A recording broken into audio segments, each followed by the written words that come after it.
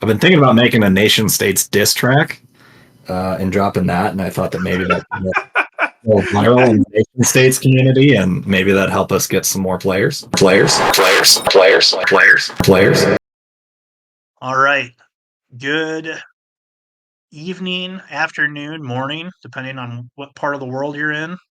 Uh, Today marks 10 years of the game we know and some of us love called Politics and War.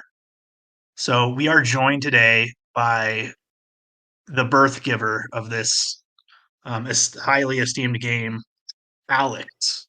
Alex, thanks for joining us. Thanks for having me. It's always a pleasure. Always. So, 10 years of this game.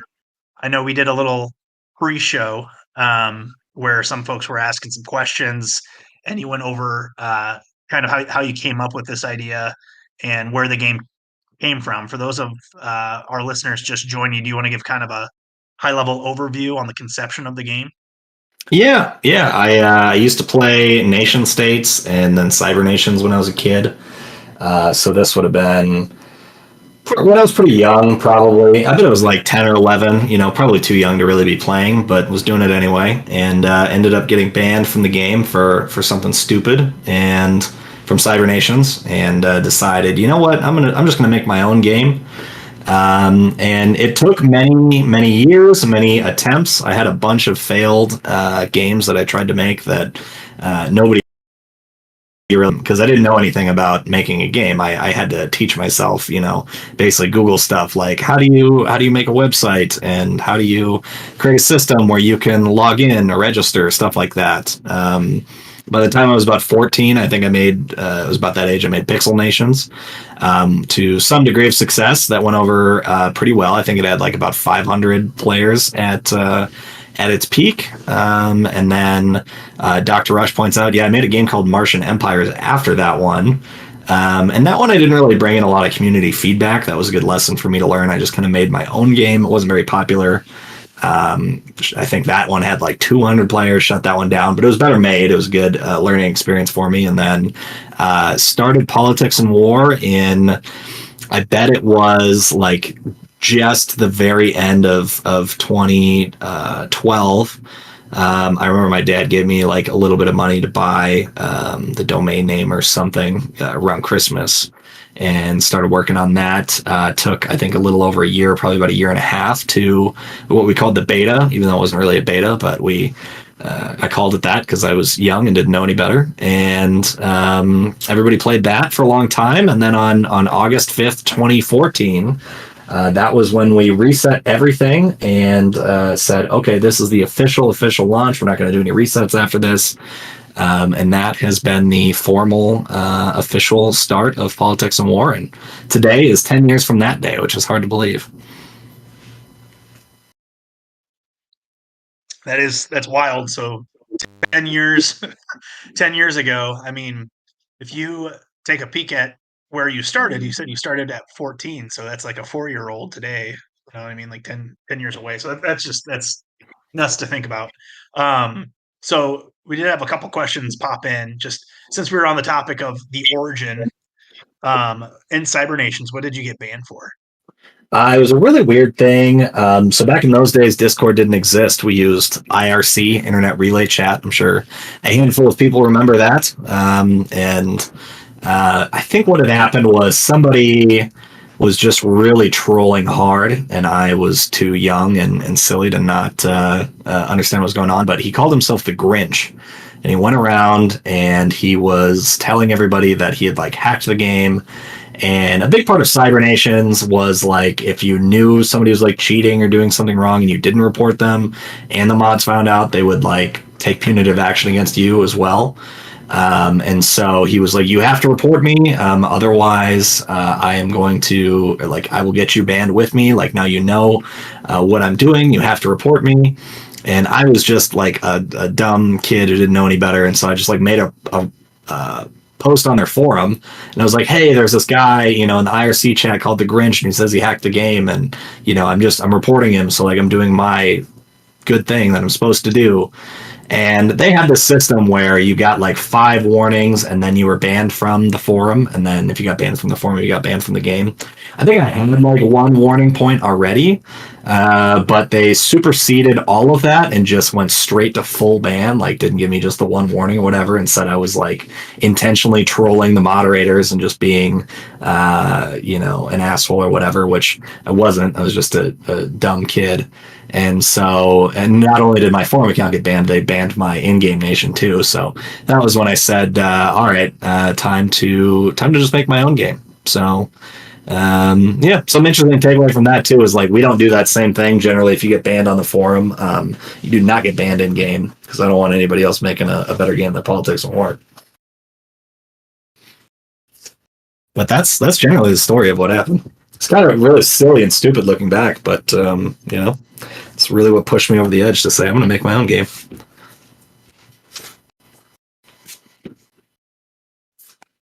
Heck yeah.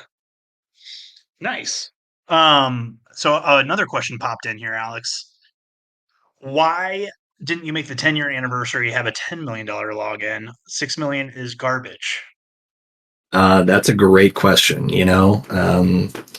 6 is probably my favorite number, and part of that I think is because when we started, or when I was building Politics and War, like I had to make a few accounts, and like the IDs obviously increment each time, the nation IDs, and by the time that I kind of had it figured out where I didn't need to completely wipe my nation, I could just keep it going. That was ID 6, so I've just maintained that throughout the game, and so I think 6 and variations of 6 are cool numbers, and that's why I never changed it from 6 million, although it probably would make sense to just make it like 10 million this year and 11 million next year, but we'll see. It will either forget again next year and it'll still be 6 million, or we'll update it to like 11 or something. All right, so I saw on the login, as you continue to log in, it will go up. So what's it go up to from the 6 million? I don't even remember how exactly it works. I thought it was just 6 million for today was the deal. Oh, yeah, so it's just it's probably poorly coded in there. Because normally you get whatever bonus each day and then it caps it. I think it might have changed. It used to be like 2 million a day or something. Maybe that's what it is currently. But yeah, so it's just poorly coded in, editing the existing message. So you do get more money for logging in every day, but I don't think you'll ever get more than 6 million. Tomorrow it will go down to an amount less than that. Yeah, I think the regular cap is 2 million per day. Yeah, the code hasn't been updated in 5 years. Lemmy is correct.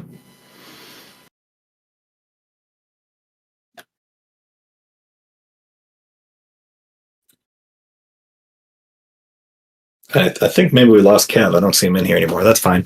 I see a question about the rewarded ads. I have been trying to figure that out. The main issue with rewarded ads is that the most of the providers do it for apps, and obviously the game isn't really an app. The one that does it for web servers or like web games like we have, most of them do not have server side validation. What that means is you would like hit the button and then like 30 seconds later you would get the payout, and hopefully you would have watched the ad. But I know you guys would have figured out a script that maxed out your ad play. You trigger that function without watching any ads, and you would just get free money out of it almost immediately. I'm sure of it. And so because of that, I'm very restricted in, who I can choose as a provider. So I recently got like kind of set up with a different, supposedly better provider, and the sales dude was awesome. And then when I actually got connected to an account manager, it has not been so easy to figure out. And I don't think she really understands like the server side validation necessity. And so we've been kind of going back and forth on that, trying to figure it out. The other thing is they really just want to put giant banner ads all throughout the game. They were kind of salivating when they saw, how many people visit the game website and how long you guys hang out on it, right? Because you're playing the game. It's a lot different than like your generic blog or whatever stupid website that normally has ads on it. So they're trying to really push all that stuff and don't care about the rewarded ad side, which is, the only part that I care about, because obviously it's going to suck to have giant banner ads throughout the game, and I think that's going to make people quit. So I don't really have an interest in doing that and like destroying the player experience. But anyway, I need to spend some You more sign a time. contract?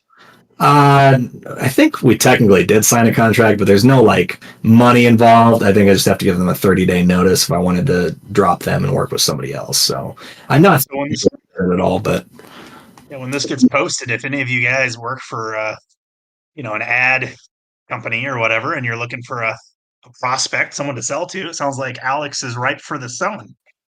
So I am. contact Alex and sell your stuff. Yeah, if you work for an ad company that can do rewarded ads, rewarded video ads with server-side validation, then I am very interested, because the only company I'd found before was the one we used to use that like works like shit, and this one hasn't been very good so far. So hit me up. There you go. So look at that. So not only are we going through the celebration of 10 years of politics and war, but we are giving politics and war players some sales to help feed their kids. That's incredible. Yeah, everybody eats. That's right. Awesome. So how we're going to do this, I know we just talked about the origin of politics and war, but this can be more of a celebration of the game. So the game, and it's turned into a community. And this community, we all join together in pestering Alex for updates and having him follow through with these different updates that he says he's going to do. So, in the spirit of that, in the spirit of celebrating politics and war, Alex, how much longer until those projects you announced come out? That is a great question. We were making really good progress for a while when we had Village around. He was super helpful, and now that he's gone, things have been somewhat at a standstill. But I'm hoping it will be sooner than later. But I have no definite ETA. Sorry. So, are you looking for another village? Is that the holdup? Not exactly. We've got Mini and Putmir working on stuff, but they're busy too. I mean, they've got real lives and other stuff happening. So we're kind of at, their mercy, my mercy of availability, which I had just been swamped with non-politics and war work lately, which isn't the end of the world, but I'd like to be less busy and have more time to do P&W things, but just doesn't work that way. I have made some progress behind the scenes. Like I've started using Visual Code, which I don't know, or Visual Studio Code, I guess, and some new stuff. I used to have some really archaic software that I had used, for the last 10 years on politics and war. So I'm figuring out some things that could kind of streamline my efficiency and productivity, which is good. But I still haven't had a lot of time for things lately, unfortunately. Have you ever thought of doing like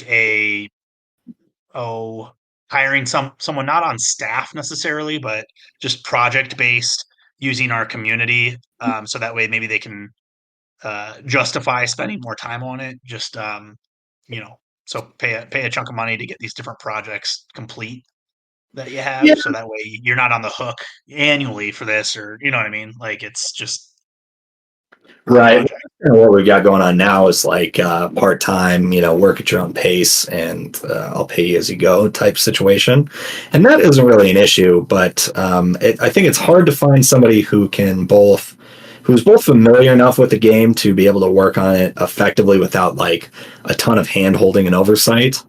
And that I also trust enough, because really to do that you have to be somebody who's played politics more for a while, right? So I've tried that before. I've tried bringing in outside help, like developers that don't know politics more but are good at coding and happy to put in hours for pay.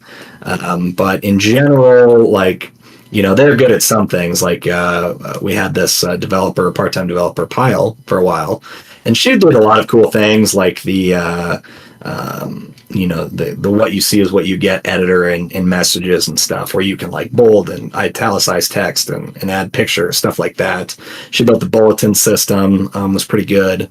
But for more complicated stuff, like, add a new national project that, does X, Y, and Z, or, whatever, like, that just takes a level of knowledge that at that point, like, for me to try to manage somebody who knows nothing about politics and war and show them what to do, like, it's faster for me to just do it myself. In saying that's very time consuming. So that is the trouble, to find somebody who has some time, is trustworthy, and not going to destroy the game or do anything insane with that level of access, and can basically work well without a lot of oversight is difficult to find, and that's kind of the main holdup here. And can you make like a copy of the coding on the background? This is me knowing nothing, and then have them work on that part of it, and like have like a duplicate site with the coding to make sure it's Gucci, so that way they don't have full access to the game, so you're not SOL. And Yeah, then that's generally what we do with the test server. Yeah. yeah, so what about like Borg? I'm sure Borg would be good at it. I don't know if he's On the spot here. he had volunteered once in the past to do like an hour a week, but I just think that that's like such little time that it probably wouldn't be very effective, but yeah, Pay the man some money. I might be willing to do that. Cheddar in his pocket, All right on. No, that makes sense. I get like other things taking up time, and but can we get a time commitment from Mr. Alex on these different, like, even the projects for the 10-year anniversary, to treat your merry band of basement dweller giving fellas and fellerinas? I mean, I would love to, and I feel like it would be irresponsible for me to promise it if I'm not going to be the one putting in the time to do it. I'm hoping that it'll work out to where we can get that done relatively soon. But unless I'm the one who's going to jump in and spend 30 hours doing it or whatever, which I don't have time for here in the near future. It's hard for me to give any sort of accurate prediction of when that might be done. So it's not because I don't want to. I want to continue working on stuff and have stuff get done and everything like that. I just have been overwhelmed with non-politics more work lately. Right on, brother. So, okay. Regarding we're going to go back to the celebration part instead of just hounding you. So, 10 years, what has been the biggest surprise to you playing this game? You played Cybernations in the past, and I mean, Discord is like, ICQ or IRC, like on steroids, obviously, right? So, Right. and the community has been a big part of this game, versus just pushing buttons to make numbers go up and down, right? The community makes a big part of it. What has been the biggest surprise to you creating this game 10 years later? Well, it's hard to pinpoint one big surprise. I mean, I'd say, first of all, like, it's amazing that the game is still around and as popular as it is. When I first made it, obviously it was kind of despite Cybernations. I thought that maybe there was potential to make like a little bit of money doing this, but I had no idea that it would be like as popular and successful as it has been. I always just kind of did it as a hobby, and in the last several years, I've tried to transition it to more like a business so that we can get more stuff done and be more realistic about things. But that I would say is probably one of the biggest surprises is, hey, we're all still here 10 years later. We're still doing stuff like this. That's pretty cool. I don't think I would have ever guessed that the forums would have gone away. I mean, it used to be so common for every alliance to have like its own forum, and that was where everything happened. And the in-game forum was like the place for things. And that's not really the case anymore. Obviously, Discord has taken over basically everything, like you said.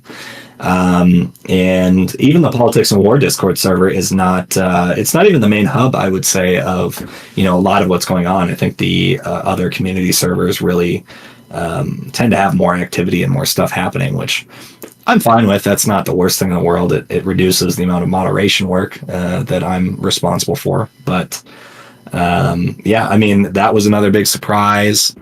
Um, I don't know. I mean, the cool content and stuff that people have done, like Epimetheus, he's made some sweet videos. I just redid the homepage not that long ago to make it more, there's more information about the game and a better explanation of what to expect when you play. And he made a sweet video late last year that kind of introduces the game. It's one that I've actually shared with like my friends and family that don't really understand what the game is. And it's a nice succinct way to explain it, and I don't have to sit there and try to describe it. And I just be like, hey, well, watch this video. And usually I watch a couple minutes worth, and they're nerded out, but they're like, oh, this is actually something really cool that you made. So, I mean, all of that stuff and the community. I mean, just how amazing the community is and how involved people are, and everything is really cool, surprising. And I know that I get messages once in a while too that, people have been inspired to work on their own projects or met people, in this community that have really kind of changed kind of the trajectory of their lives, generally in good ways, I think. At least I haven't heard any really bad ones, but usually it's like, yeah, I never would have gotten into like computer science if not for playing Politics and War or whatever. So stuff like that is pretty cool too. But yeah, there's a few things kind of summarized quickly, but yeah, I don't know. Yeah, no, those are some good ones. I mean, I think there's a good portion of the game that, I mean, this is their a social outlet. For some folks, maybe it's their the social outlet. You know what I mean? So, I mean, it's probably more impactful than even what you're talking about for some folks. Um, where this is a place to meet new online friends, etc., and have a goal to chase and helps. I know it kind of sounds you know um, however you want to make it sound, but it is kind of neat to think that maybe folks that are struggling otherwise have a outlet and a way to socially connect with others. So I Yeah, mean, I've I think heard. Go ahead. I'm just agreeing with you. I think so too. I think it's really neat. Yeah. So speaking of that, and I've heard this, and I have mixed feelings on it personally, but as far as like a PNW con, like Gen Con for PNW. I mean, first of all, how sad, but also in the vein of what we were just talking about, maybe not so sad. Is that something you've ever thought of? I'm not sure how Yeah, logistically you would do that, but yeah, I have considered that. And especially like in the last year, I was trying to think of cool stuff we could do for the 10th anniversary, and that crossed my mind. And I think it could be really cool. I don't know like who would show up, how many people would show up would be enough to make it fun. Like, and I don't know how you'd pick a location that would work really well. Obviously you just need like a convention hall or something somewhere, right? But my monitor, you still hear me? Just checking. I'm assuming so. we can hear you. Can you hear us? Yep. Okay. Yeah. No, my computer kind of like was going into sleep mode for a second, but I just wanted to make sure I didn't lose you. But yeah, so I don't, I think it could be really cool if it went well. I think it could probably be. I mean, I don't know what the worst case scenario would be. It probably wouldn't be that bad, but if you had like 5 people show up, it might be awkward or something. But I don't know. What do you guys all think about that? Is that something that people would actually want to like buy flights and hotel rooms and make like a trip out of to do? Because for the vast majority of people, you would have to like, travel somewhere. And a lot of people are young, probably can't afford it, or it's not feasible to just like travel. If there was a way to do a good virtual convention, I mean, maybe something like that would work, but that's probably not too much different than what we're doing right now.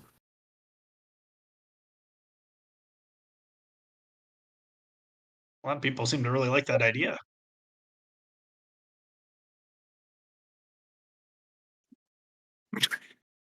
We've got at least two people saying it would be a good idea. Yeah, I Well, mean, you just have to try it to find out. But I'm not convinced enough to where I want to like sink in a bunch of time and effort to plan it all out. yeah, just like get Yankee Stadium or something, and Or Yeah. Lenny said the UN. Well, we probably just need a bigger draw than the game The to bring us Holiday Inn. something. Yeah. Maybe we could piggyback onto some other convention that would work. Like if they had a internet games convention or something, and we just had a booth. Yeah. Yeah, that makes sense. And maybe like you could have a separate donation tab, for folks that wanted to. If they donate, then they can get like a pass in, or I don't know. I'm not sure how those things work, but that'd be cool. That would be cool. I wouldn't go, but I'm sure there are people that would. Maybe JCal would go and do a concert. Yeah, that would be neat. That would be. So, Alex, 10 years in, you went through some of the things that have surprised you the most. You gave us your origin. I think there's a few folks that are curious. When's the last time you've created a nation, and actually like gone incognito and try to figure out the game? That is a good question. It has been a very long time, so I don't even know. Probably many, many years. It's probably something I should do. I always find things like little things that annoy me that I'm like, oh, I could fix that really easily, and improve the quality of gameplay. But I think it's harder now than it used to be to like make a second Discord account and keep it all separate and evade even my own multi-tracking stuff in the game enough to get away with it. So that's been kind of the main hindrance for a while. Like the last few times I tried it, I think people figured it out pretty much immediately, and then I would just delete the nation. But it has been a long time. So there you go. Maybe it's time. Yeah, it probably is time, but the logistics of doing it is tough. I gotta spend some time, figure that out, and probably recode the all the multi detection stuff so that it doesn't detect my multi, which is time consuming. And then all it takes is one mistake, somebody catches you, and then you're basically I have to start over. So not saying I shouldn't do it, but I'm just saying it's a fair bit of work. Borg recommended giving yourself a custom UID so you won't show up as a multi. Yeah, and that's just not super easy. I mean, it's not impossible to do. It's probably not that hard, but it's not just that. There's all the other things. And like I said, I've tried it before, and the last few times I tried it, I did not do it well enough to get more than like 3 days without somebody being like, "Hey, is this your multi?" And then at that point, I know the jig is up. I got to just stop. Nice. Well, that let's move to some Q&A. 10 years into the game, guys, what questions do you have for the person that made this all possible?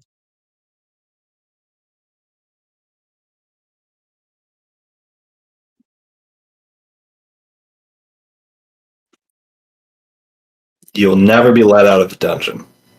I cannot twerk. It's not very well, I'm sure. Why is the world map not working? I didn't know that wasn't working. Let's see.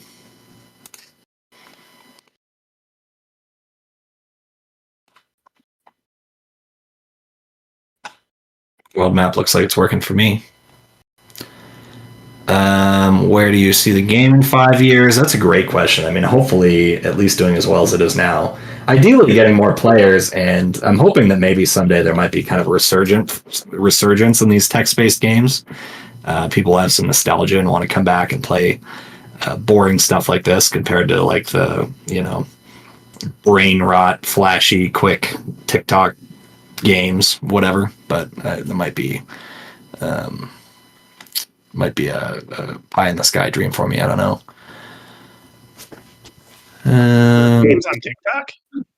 Well, I didn't mean like games, but you know what I mean. How like TikTok, like short attention span.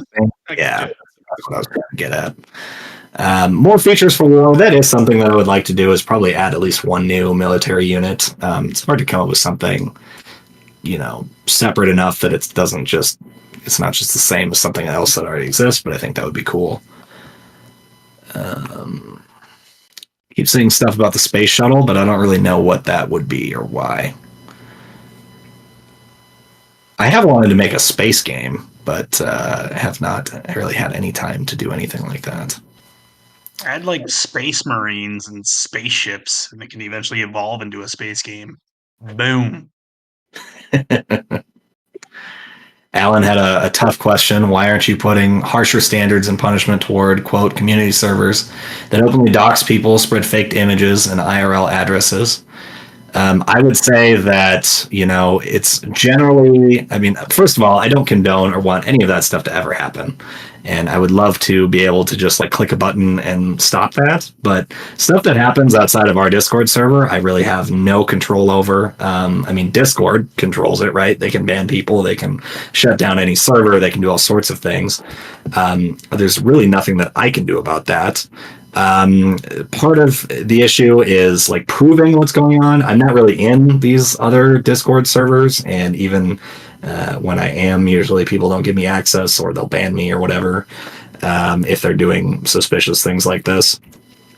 So trying to find proof that something is legitimately happening is tougher that way, and I generally want proof, because otherwise I know what would happen is, you could just make up basically any accusation, adjust a screenshot or whatever, have somebody even make a fake account impersonating someone else that you don't like and have them say or do whatever horrible thing, and then we'd ban them, and then, that would be fair. That would be obviously awful. So I want to make sure that when we do take action against people for stuff like that, that it's real, and that, they actually deserve to be banned. And so that is a big challenge there. But it's really hard to moderate like the entire internet. So we just try to focus on moderating our little slice, the game, the forum, our Discord server. We can moderate that really well and know what happens there. And in a perfect world, it should be Discord that handles stuff like that happens in other servers. But we do try to, we investigate reports like that and look into it. But a lot of times it's very difficult or impossible to get, the kind of proof that you would really need to take action. And it's also worth pointing out that even if somebody says something or does something horrible in some other Discord server, I could ban them in Politics and War, and that really has no guarantee that that's going to stop them from continuing to do exactly what they're doing, because again, it's just like I don't have control over that Discord server. So I think that that's worth addressing, because it's not something I would say that commonly we have to deal with or address, but people do make reports about stuff like that, and we do our best, but it is tough to do, properly, and to give people, to treat people as innocent until proven guilty instead of the other way around. So that's fair. So like emotionally, you wish you can deal with that, because it sucks people having to go through that. But logistically and like just, rationally, it's hard to be consistent on it and be able to actually enforce it. Right. It would be way easier for me if you're like, hey, this dude, did something bad. He shared a picture of me, and I didn't want him to do that or whatever.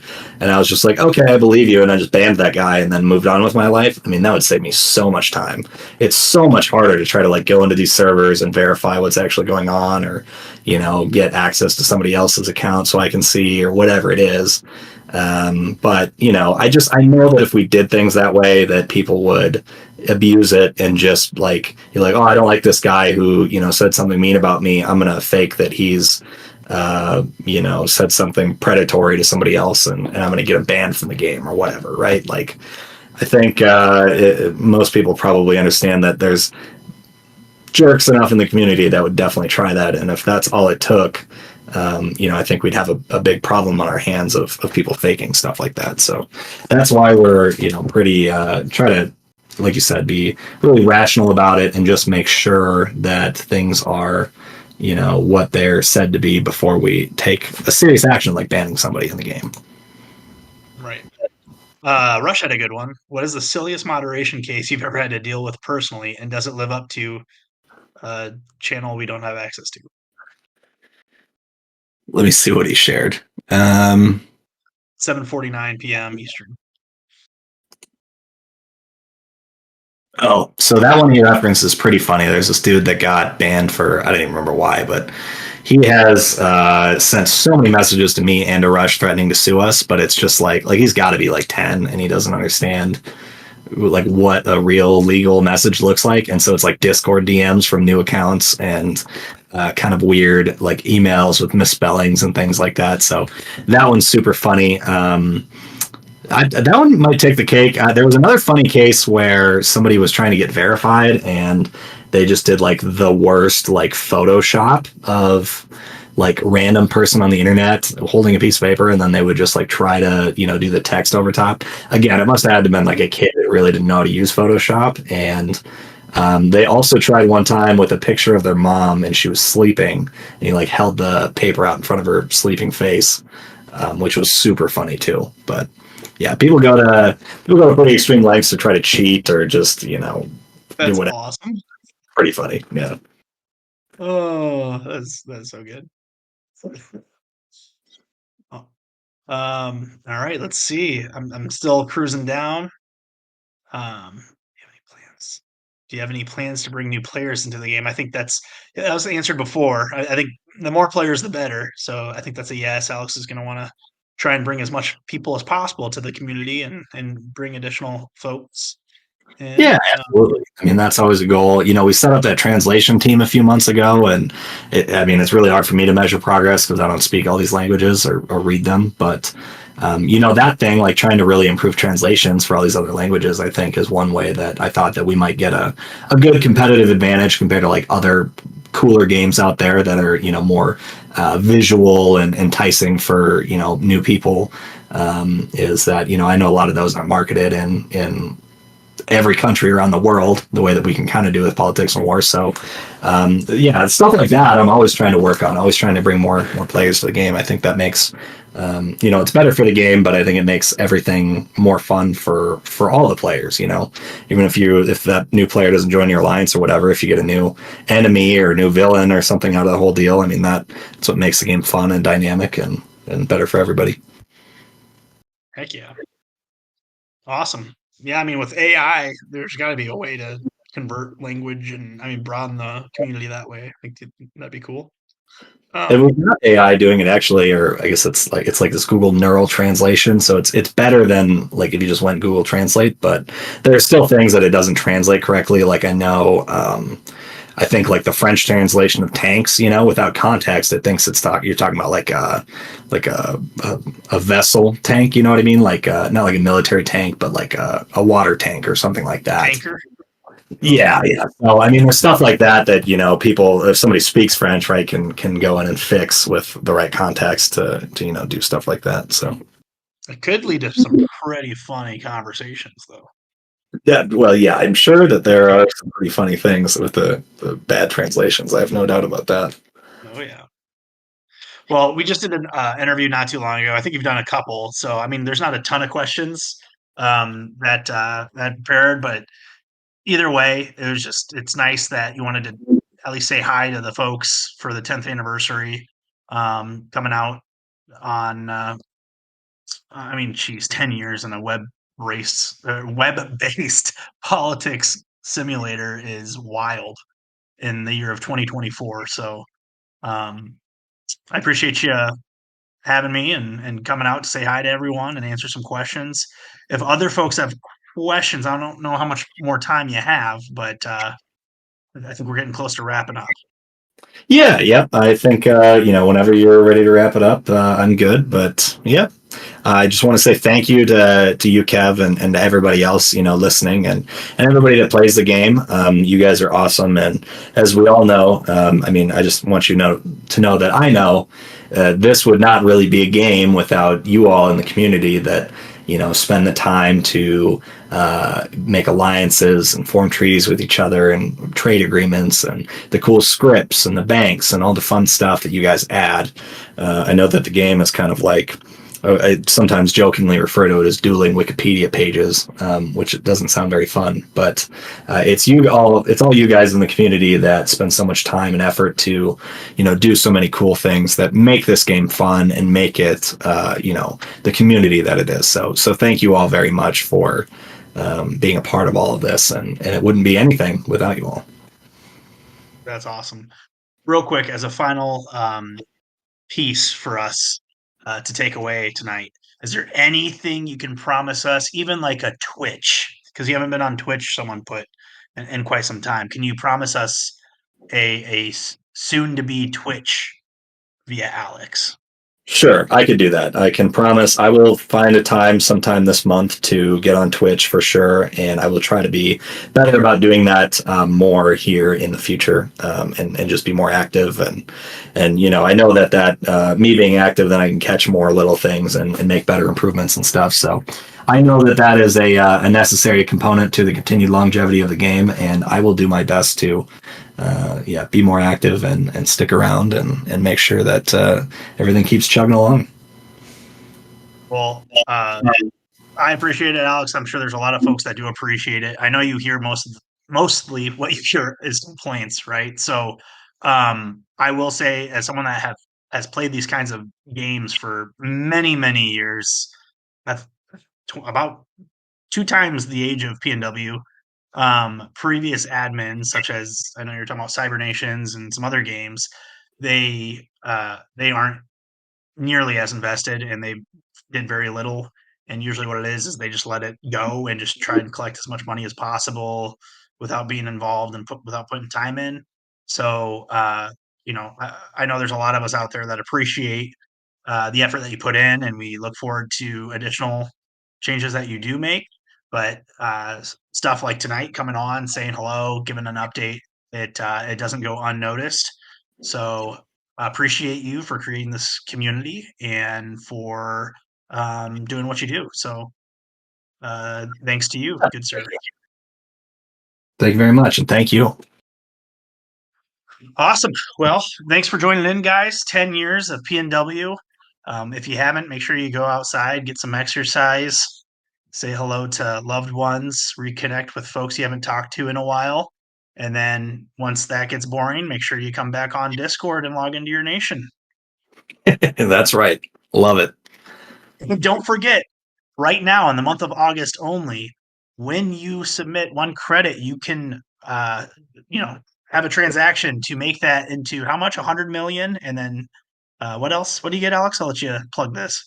Yeah, you get a Sweet Nation Award, limited edition. So you can't get that stuff outside of this month at all. But you get the Nation Award, you get a Nation Achievement, and you get a Nation Flag that I made. I mean, I made all of those things, but the flag you could technically download and then just like upload as your own custom flag.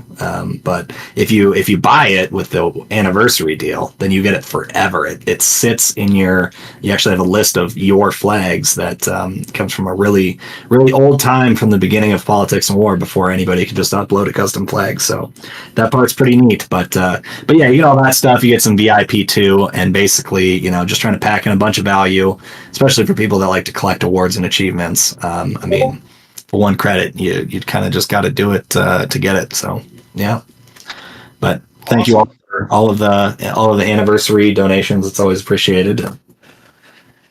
Thank you, Kat, for what a great radio show this was tonight. Yeah, thank you guys. Have a good night. Take care. See you guys. Take care.